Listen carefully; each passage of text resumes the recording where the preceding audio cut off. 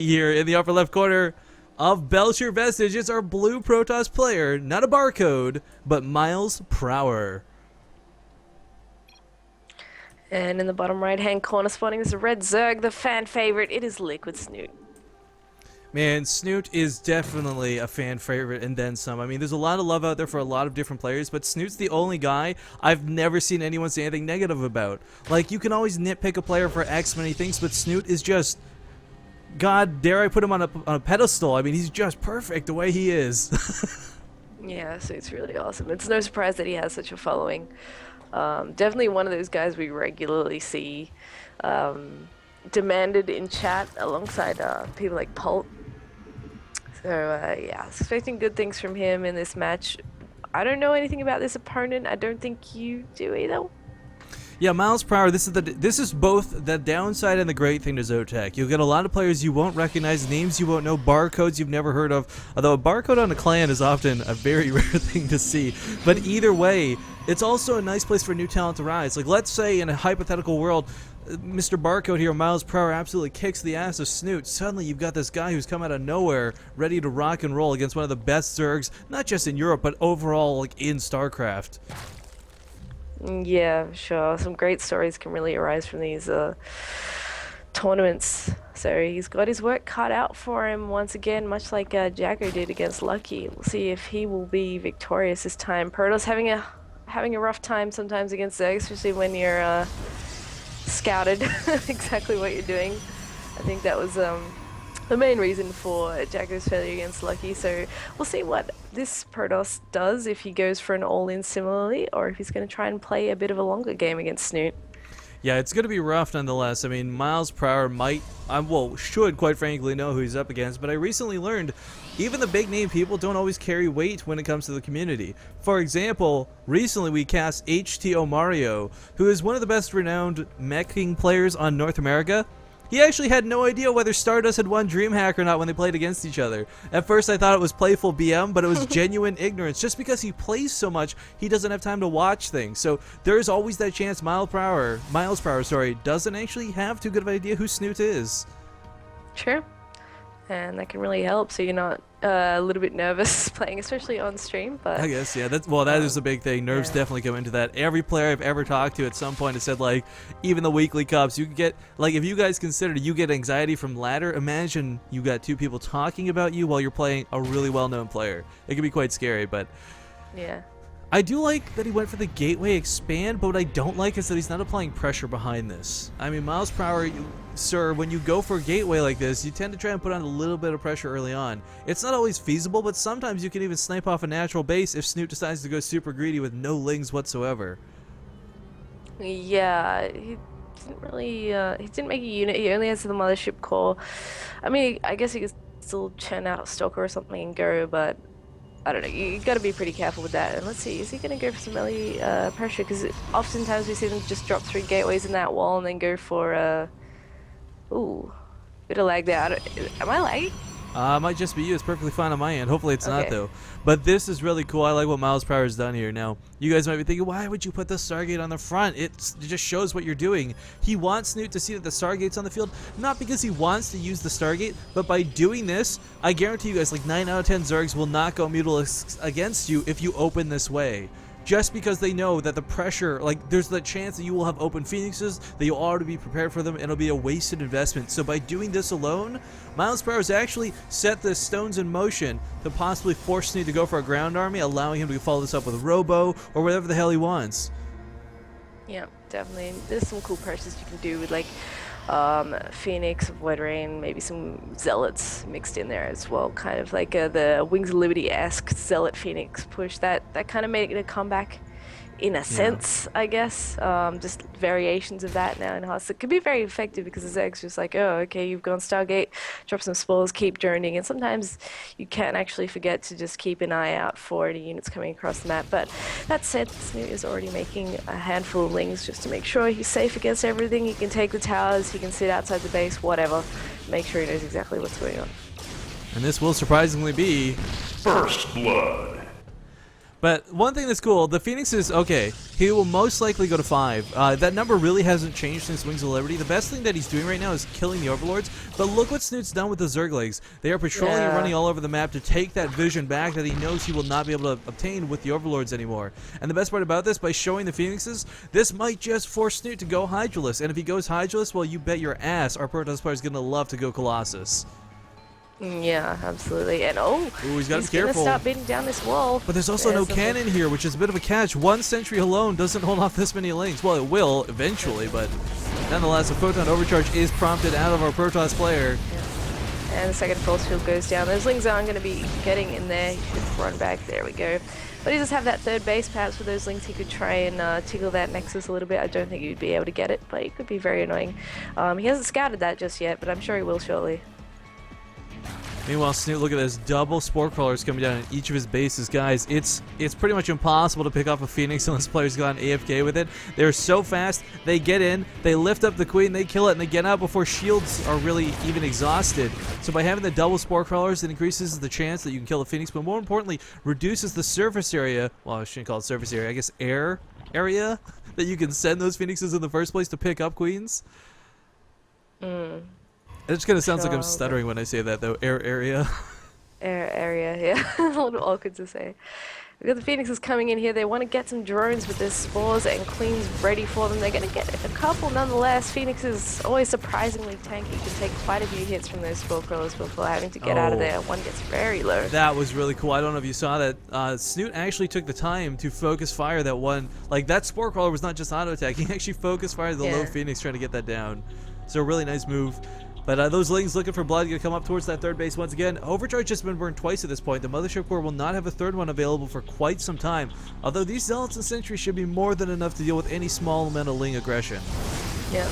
And they come, and MilesPrower says, no way, don't want any of that, but they're going to go for the natural instead. No, a little bit of a gap. This is like a really awkward gap, too. They can't quite run through. They just kind of can run through. So a couple lings get up in the gas here. Snoot can pick off a couple of probes. More Zealots warping in behind this. Oh, but they're still getting through. What black magic of sorcery is happening with this wall? Oh, that is so annoying. He just got so many lings into the main, and these probes, he's not going to lose all of them, but he's going to lose a lot of them here to those lings. It certainly is. These units are very slow. They're having trouble keeping up with these lings, and not only that, but the lings scout everything that's going on. They see the Forge, the Twilight Council, the Robo. He's still picking off probes here. The whole army is right here, and he's still losing probes.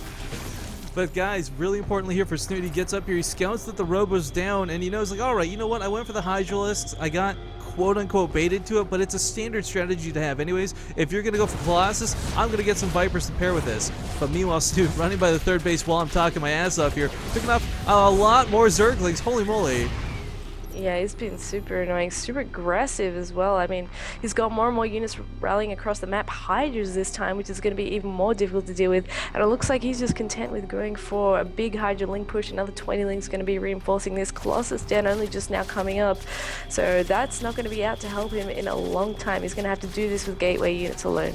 I like that he's taking down these rocks too. Force fields are a big threat to Hydralisks. Despite having that +1 groove spine on the way, Hydralisks are still very much so affected by those force fields, but this base self should get sniped very quickly. Yeah, insane DPS on that. There's no way he's going to be saving that Nexus. Goes for the overcharge. A valiant effort, a good attempt, but just not enough. He took way too long to react to that. Force fields, oh, those are some beautiful force fields though. Indeed they are. He does get the Mothership Core, but he can't really continue to attack in there. There's many sentries left, many force fields. And Snoot establishing the fourth base behind this. The Phoenix is still alive, looking around for stuff to pick off, not being too successful. They have actually got 7 worker kills though, so he's managed to pick off a few drones here and there. Yeah, I mean, the Phoenixes are... I would honestly love if they just started scouting more than just sitting AFK in that corner like that. I mean, they, like you said, they've killed some workers, but really minimal amounts. Yeah. So... Well, looking at the base here for MilesPrower, though, I mean, he's got that Colossus tech underway. Okay, he lost that third base. That was not game-endingly bad, but it's still devastating nonetheless. He is recovering, though. But Snoot looks like he's starting to move on to that Hive tech. Infestation pick coming out. Once he gets those Vipers on the field, Zeph, oh, man, this Colossus are not going to have a good time. Ooh, two of the Phoenixes going down too now. Yeah, he's going to have a rough time from here. Snoot's creep spread on this side of the map as well as pretty good. So anytime the Protoss actually moves out, he's going to be engaging on creep if he wants to come down to the fourth and third location. Two observers, best friends, clearly, hanging out in the middle of the map. They're like, we don't want to fight. We just want to, you know, do our thing. I can't blame you guys. Stay safe. Actually, they are kind of scumbags because we look around the map. They could be providing a ton of vision that the Phoenixes currently are not, as they're just kind of running around the field. But the observers will scout a couple links running through here. So as awkwardly positioned as they are still going to do their job and scout the incoming army. Hydralisks are shown underneath this. But MilesPrower is going to have to split. He's going to get hit from 3 different angles, Zeph. Yeah, this is actually really difficult for the Zerg to engage in. This could be a chance for Miles to get a foot back in the... Yeah, Soccer's blinking forward, but that leaves the Colossus exposed from behind. He's got to be so careful with the way he has these positioned, but Snute says, you know what, I don't care. I'm just going to worm my Hydralisk into the main because I can. And they're not quite able to get in there. He does lose most of this. Well, he's going to lose all of those Hydras, but in the meantime, a Roach Ling Hydra push coming into the third, not really able to get in there and do too much damage. Does pick off a couple of probes. He's up to 24 workers killed. But he does have to get out of there. Not quite able to break that position for the Protoss. Yeah, MilesPrower, he's got those +2 upgrades, but armor is so far off at this point. He's got charge lots on the way. I kind of feel that Snute's just basic tech is so far ahead. But I mean, that's only, of course, going to last for so long. If MilesPrower can keep holding like this, sure, he's barely holding on, but if he keeps holding, he's eventually going to catch up and have the ability to push and try to win. And now I need to remind you guys, these are still best of 1, so I can't blame him for playing so defensively. Yeah, and I mean, taking that 4th base too, he's going to actually have a really strong economy. He's got more Colossus coming out. Charge is about to finish. Armor is on the way as well, but there's 7 Vipers coming out and an Ultralisk Cavern. So while he's not looking too bad in this game, the army that Snute's going to have is going to be absolutely insane to come up against. And Snute's got a pretty scary bank there as well. He's maxed out. He's got a pretty scary wall coming down here too. Yeah. This will be very difficult to push in with anything shy of, like, you know, Immortals, Colossus. So if, I mean, that's kind of a big if, but like if Snute picks those off immediately, I mean, MilesPrower is going to have to retreat right away. Certainly is. The army looks like he's trying to get something done. Again, where are the Vipers? Are they with this force? You really can't afford to get in there without them. Hatch. There we go. They got the energy. Wow, that is a lot of Vipers. Most players will only make 3, sometimes 4, but 7 coming out of Snute. He's going to be able to throw that blinding cloud down on most of this army and still get the abducts off. Yeah, man, this is a super scary army composition for Snute, but where are the abducts? They're not here yet in this army. Blinding clouds, lots of abducts, but he may have already lost a lot of Hydralisks. I mean, the Colossus are still going to fall, but the Stalkers will clean this up. But you know what? This is an acceptable loss for Snute. He's really far behind with that loss, but he's got 4 bases to work off of. He's been ahead for so long. My only fear is maybe he's getting a little cocky at this point. Yeah, I mean, he's going to remax again. The Roach is actually rallying out into the army, has to pull those back as soon as possible. And Hydras as well. I mean, he has the Ultralisk tech out, but he can't afford to actually pump that out right now because he needs units right this moment. He can't wait for that Ultra build time. And he does have a lot of Vipers left though, so the Roach Hydra composition isn't actually too bad with this defensive position that he has. Well, the big thing is what I brought up about earlier too, though. Like, despite how good that went for MilesPrower, he still can't push. He doesn't have Immortals to bust those Spine Crawlers. They are gonna, pardon me. They are gonna buy all the time in the world. And oh, another Colossus goes down. Snute just swarming in here. This is really not looking good. These slow tech units are so essential to the army of a Protoss player. You can't afford to lose them like this. Oh man. Blink forward, blinding cloud should be thrown down, I imagine. Yeah, there we go, littering the ground with a lot of green. Colossus goes down one more time. The Roaches are just going to chase on forward. Hydralisks, of course, have to move out of the blinding cloud to get really close. And Time Warp's not going to do too much here. Some beautiful blink micro, though, coming out of MilesPrower, I gotta say. But decent effort, though, keeping those Hydras out of the fight there. Otherwise, he would have probably cleaned up all those Stalkers. But now, MilesPrower, I mean, he's only got Stalkers. I mean, like, what's he going to do against all these Ultralisks? Unless your name is Arthur, you're not going to win a game with just Stalkers. That's the only guy I've seen be able to pull that off. Colossus now joining the army once again, but at this point, we finally have Ultralisks making an entrance to the field. And if Snute's been able to do this much damage without them, guys, it's about to get real. Yeah, and he's getting that Carapace upgrade for the Ultras as well. Only +2 melee, so they're actually not going to do all that much damage. the Ultras, but I mean, at the same time, it doesn't really matter because there's only Stalker, so he's going to have to kite back nicely and do the best micro he can against these, try and take it out as much as possible before he gets backed into a corner.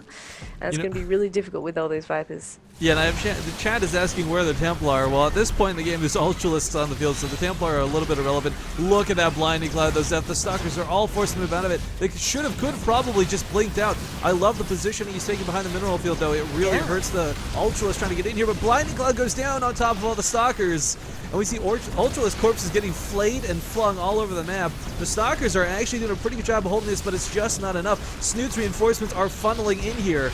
And despite the Colossus, oh, actually, this will drive Snoot back. Yep, he's coming in for round 2, but I think he should regroup first.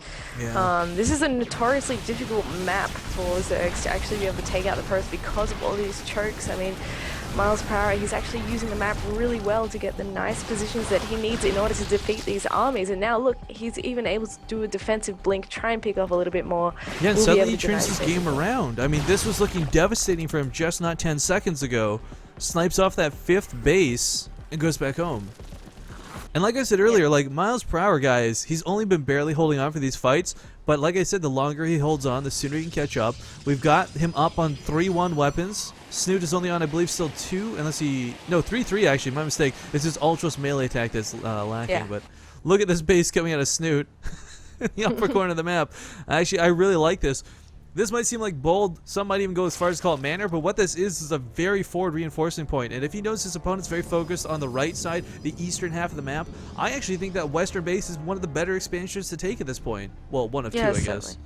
And he can posture his army around the middle of the map, and then that gives him the opportunity to move down close towards his main if the army goes that way, or just up to defend the other one. So he's actually got a decent position. Snoot only has 25 more resources lost than MilesPrower. Oh, never mind, I can't read that number. Forget what I said. I was going to get really excited about that. But Archon's not making their way on the field. We had Templar, and I was really happy to see those feedbacks go off on the Vipers, but instead we have Archons, which do not fare well versus Ultralisks. I must say, the Colossus getting melted down immediately. That was beautiful Abducts doing a ton of damage here, but somehow, once again, MilesPrower is going to hold on, I think.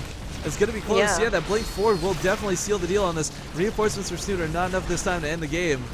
This is actually crazy just how much trading we see here, because when do you ever see a Protoss player trade like this? It's usually all or nothing. Yeah, he's doing really well. I mean, the Charge Lord's definitely doing work, tanking as you want them to do, and really, they tear up those Hydras once they close that gap. And Snoot really not able to take the hatchery that he wants there still. So nice denial by MilesPrower, and he's still holding on in this game despite, you know, Ultras being thrown at him, Vipers, Hydras, Roaches, Lings. He's still alive. And these Blink Stalkers are going to pick up this base, this oh-so-essential base coming out of Snoot.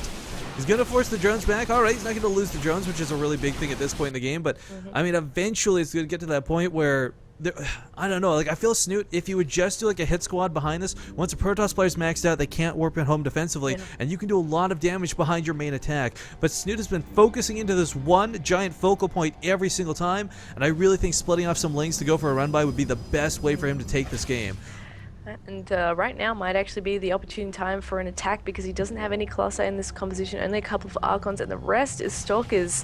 Have a Blink Stalkers. I mean, he's shown us that he's pretty good with them so far, taking out a hell of a lot of stuff. So Snoot as well, he doesn't really have all that much of a bank. He has tons of gas, but not much minerals to spend it with. So he has to be careful with how he throws his army at the Protoss. Well, Snoot's essentially on 1.5 bases mining right now. Like, he's really trying to establish another expansion. But like I said earlier, MilesPrower is playing this almost goody version of Protoss, where he's been turtling up and taking these fights very defensively and effectively. And just by constantly denying this singular base here is really making it difficult for Snoot to get his economy where he needs it. Yeah, and he's having a tough time getting the right engagement on this army. He needs to wait until he perhaps now engages. Nice spine crawlers though. Abducting the Colossus once again. Actually grabs a Stalker even. Can he get the last one? He wants the Archons too, but he keeps pushing him back with Blinding Clouds. Very, very useful, making it really annoying. But yeah, some hit and running going after both these players. Just both losing little bits of units here or there. Cannot quite get that Colossus. 34 health will still remain on this. There we go. Infestors, though. Oh my goodness, when did he make these? Fungal growths will be great at locking the stalkers down. You, of course, cannot blink when you're locked into a fungal growth. Those ultralisks will tear you apart. That's definitely what he needs. Another 5 on the way too. He's trying to get more cost efficient, really pin that army down and pull it apart like he wants to. He's retaking that base on the left. We'll see if he ends up getting it. Alright, well, first fungal goes down. A couple stalkers blink forward to dodge out of it. He just needs to lock these stalkers in place, though. Last Colossus does get... Oh, man, that big blink forward, though. Snoot's got to back up. Man. Snoot actually is looking to be in a bit of danger here. Wow, I didn't realize how little ground army he actually had. I mean, it looks like more than he does, but it's all infestors right now. Another 2 Ultras about to pop, but will it be enough to take out these stalkers? One last fungal goes down, but he's in danger of losing all of these infestors. He certainly is. He does not have that burrow tech. He needs to keep them alive and hiding. But, I mean, look at this. We got infestors, we got vipers, we got a queen. There's a lot of units here, but nothing that can really attack. This is very scary. Guys, Snoot is in a lot of trouble here. Good game is called. Wow. And our barcode is going to knock out Snoot the best of ones. A little sad to see, but it happens. This is what I was talking about, guys. This is where we get the breakout upset games. The ZOTAC Cup. Awesome job by MilesPrower there. Really showing his skill. I mean, great play. Well-deserved win indeed.